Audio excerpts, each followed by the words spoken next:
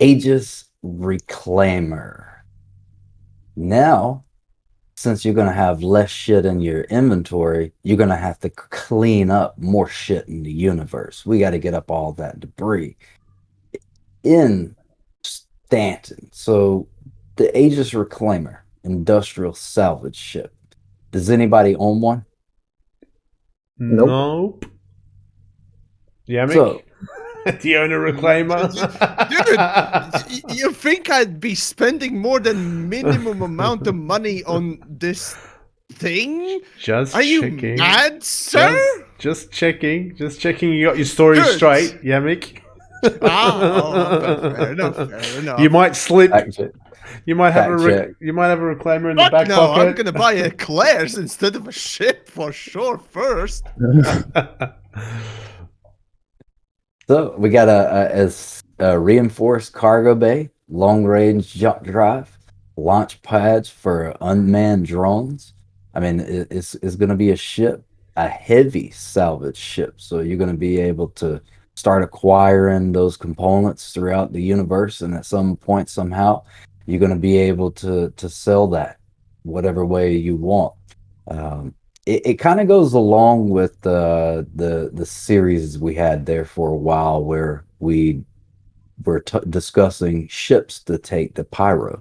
This is definitely going to be a good ship to have in Pyro, given the fact that the nature of Pyro is going to be, there's going to be a lot more PvP. So there's going to be a lot more items to be salvaged if that's how they're going to link it. If we're going to literally be able to salvage a ship that one individual just exploded, as you're in your fleet flying around, you may want to have a couple of these just to scoop up the parts and pieces of the weight that you have laid. Pretty much, yeah. Yeah, this is going to be. I mean, if this ship works and functions with the salvaging mechanic, I would have to say the game is finished. Because this is such That's a low bar of entry there. Yeah, well, we are talking about SC, Yamik, so bars are all low in my head, man. Oh no. I mean, it's such a huge ship with the huge claw on the front, and seeing that thing actually salvage something at that scale it's hard for me to imagine it working. You know, it's something that, and if I do see it working and seeing this giant claw salvaging, I think a teardrop is going to roll down my cheek, you know. But yeah, I mean, yeah, anyway,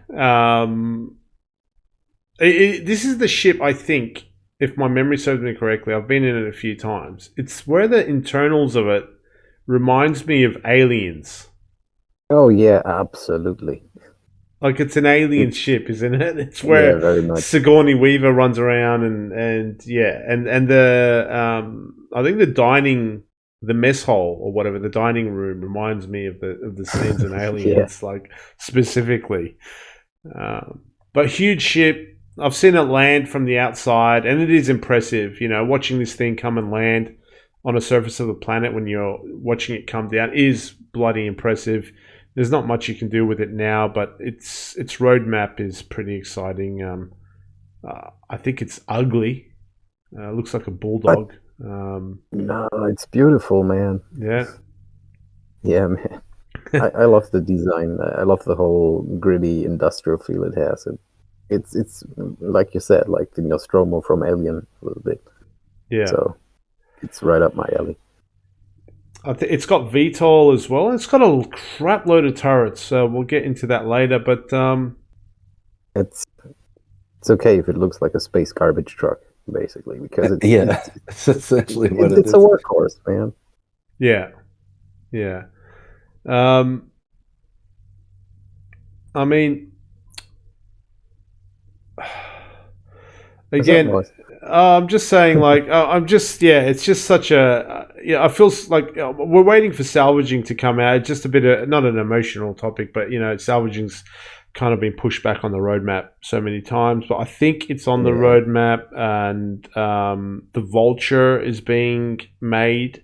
So hopefully they've got their head around what salvaging is going to be like and what it's going to look like. Or maybe actually I'm expecting it to be pushed way back because, you know, the whole new model of development with things going through the Squadron 42 team first and then hitting PU, does that mean they want to release salvaging when it's tier 10 instead of tier 0? I'm not sure. So, but yeah, I mean, it's an amazing. I mean, yeah, it's an amazing ship. It's a sight to behold. I'm not a massive fan of it. But I'm surprised not more people are using it because the sheer number of turrets on this thing. Absolutely phenomenal. It's fucking crazy, dude. Yeah. Oh, 1, yeah. 2, 3, 4, 5, 6. 1, 2, 3, 4, 5, It's 6, 6. 7. Well, you got 7 guns total, 6 of them being turrets. We're gonna have size 5. And that's going to have 2 melts.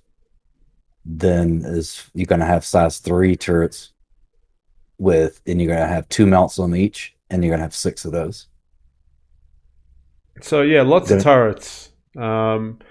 Which with the turret gameplay improving, I'm surprised I haven't seen a fully crewed reclaimer running around yet. But well, we've been on one the other day, and my mate has a best in show reclaimer, and funny enough, one of the turrets doesn't work at all, and the other one only to a limited degree, if I remember correctly.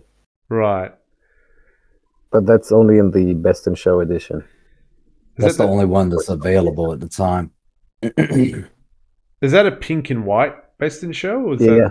Yeah, it's a pink and white reclaimer, of course. It's got 180 SKU of cargo. It's 160 meters long, so it's pretty big. The problem with the reclaimer and why people don't use it is mainly because it takes forever to take it out of atmosphere. It just being so massive and huge and having this large mass. Just I would imagine it's worse than the mole in flight. The mole is like one of its engines. Seriously, man. Holy shit!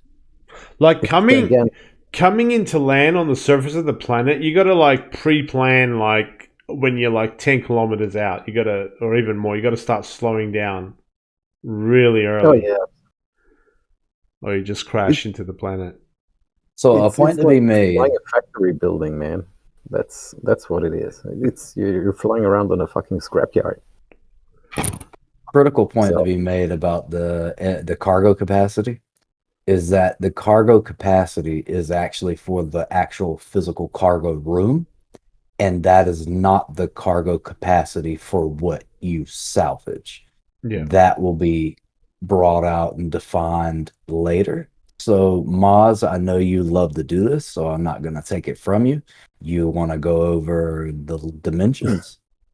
Yeah, it's 160 meters long. So, using the Javelin as a point of reference of 480 meters long, it's close-ish to about half the length of a Javelin, to give people perspective. It's got 3 size 3 shields. It's got 1 size 4 power plant and 3 coolers, 3 size 3 coolers. And surprisingly, a size 3 quantum drive, because I read that this is kind of a ideal ship for deep space salvaging. So I might have thought maybe the quantum drive would have been a size 4 just to give it that more reach. But there you go. Okay. And yeah, it's a bulldog. That's what I see when I see a reclaimer. Reminds me of a bulldog. It's got no missiles. And yeah, none whatsoever. And we're just again, it's it's one of the earlier ships, but ironically, it's a ship that if I see it actually functioning and working as it should, I would say, at least, seeing, Star Citizen's let's say not finished, but let's say progressing well. Yamik, I'll temper that with progressing well. Sure, whatever makes you happy. Mm. Have you got any takes on this ship, Yamik? On the Oh god, Reclaimer? it's one of the oldest ships that I've actually remembering from Star Citizen being the biggest sellers.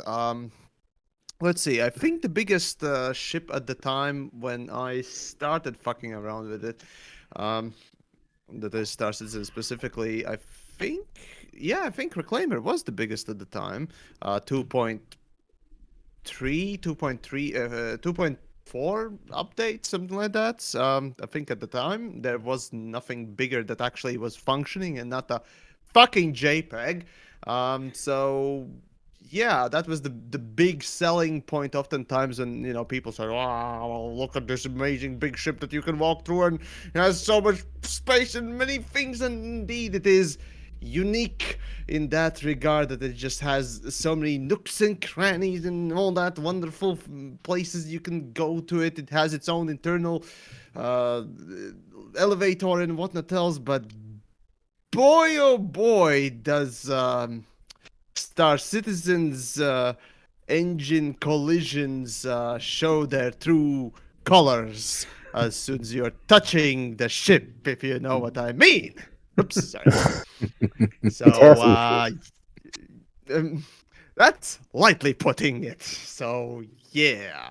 But overall, as a 3D model in of itself, the artists certainly have done an amazing job there on visuals. It really is a spectacle to behold, and the extra function, well, not much of an extra functionality, but just functionality of the ship's, sort of door openings and what was it, the elevators and such.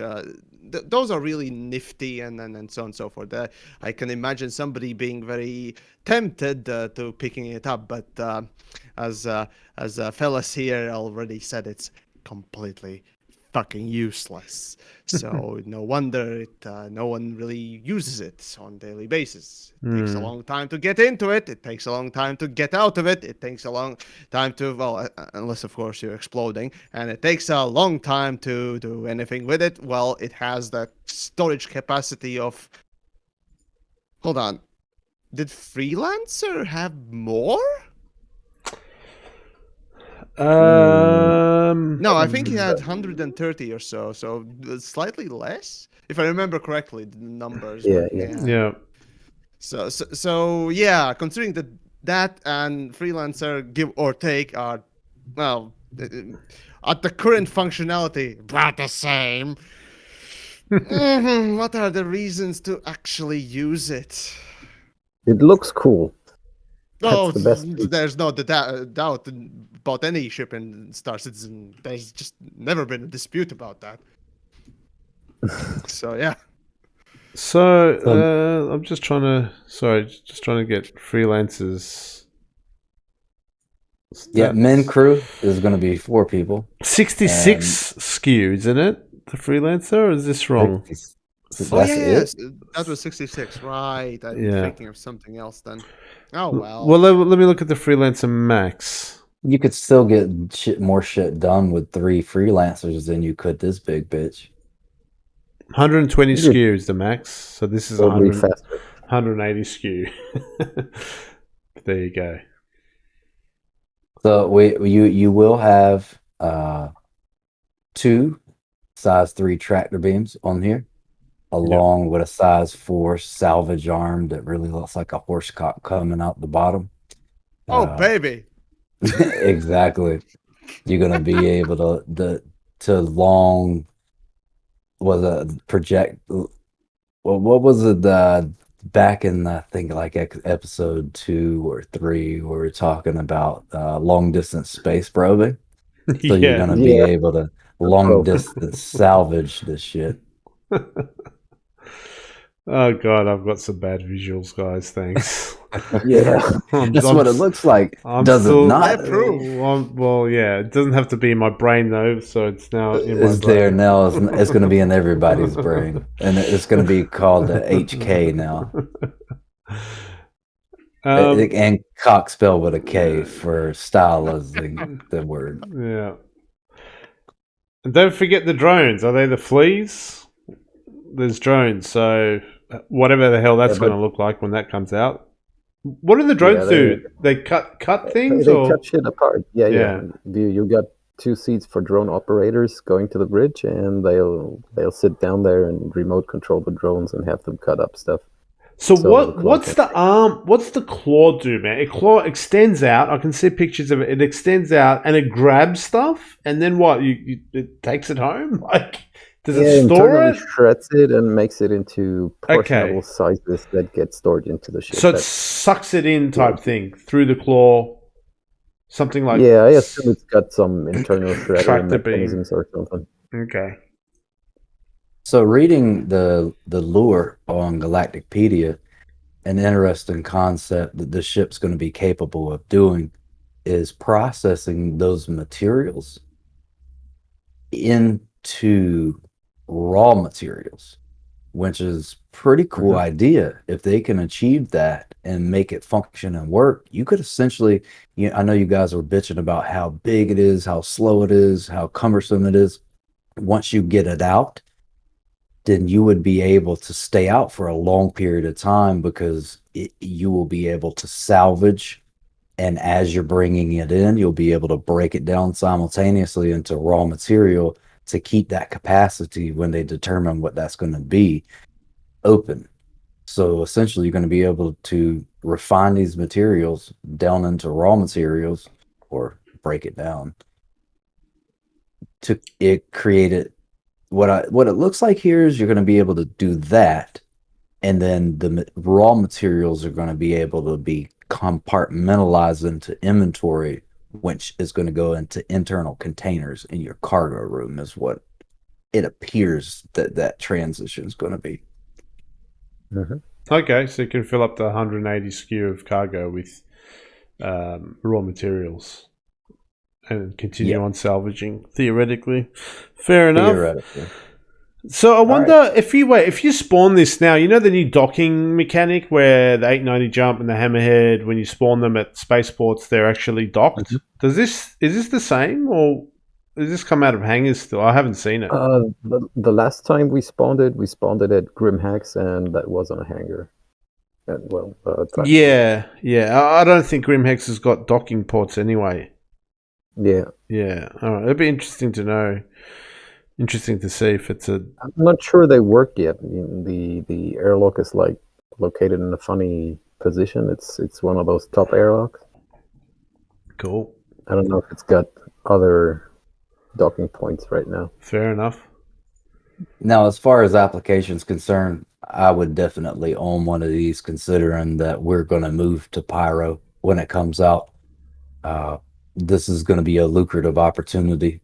As with anything dealing with garbage, it may not initially pay that well. I think over a long period of time, this is more of a passive investment to add on to everything else you're doing in the verse to build up your portfolio. Diversifying is a huge issue for me.